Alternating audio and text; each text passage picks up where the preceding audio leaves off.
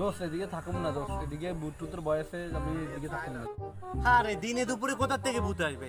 তুই কি বলিস এগুলা? আরে গ্রাম বাংলা ভূত থাকে রে দোস্ত, তুই বুঝিস না আরে কেন? এখনকার যুগে তুই ভূত বিশ্বাস করিস? আর বিশ্বাস না করার কিছু নাই দোস্ত, থাকতে পারে। আরে দোস্ত ও বাদ দে, চ ভূত খায় দিনের বেলা কি করবি? এখন তুই বলছিস এখানে থাকবি? থাক, সমস্যা নেই, পরিবেশটা সুন্দর আছে। আচ্ছা তাহলে বস। থাকি তো। দোস্ত আমার না গা একটু বারবার লাগছে। কেন, শরীর খারাপ না জ্বর? আর জ্বর না, এখানে আমার তো খুব খারাপ লাগছে, গা বারবার লাগে। কি হয়েছে? বুঝতে পারছিস না, আমার তো খুব খুব খারাপ কি বলিস? কি হয়েছে? আরে আরে আরে দোস্ত, আরে কি করলি? কি হয়েছে?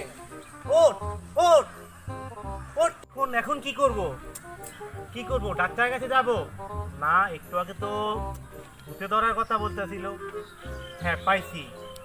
কি যে বাবা আছে না, আমি বরং ওনার কাছে যাই।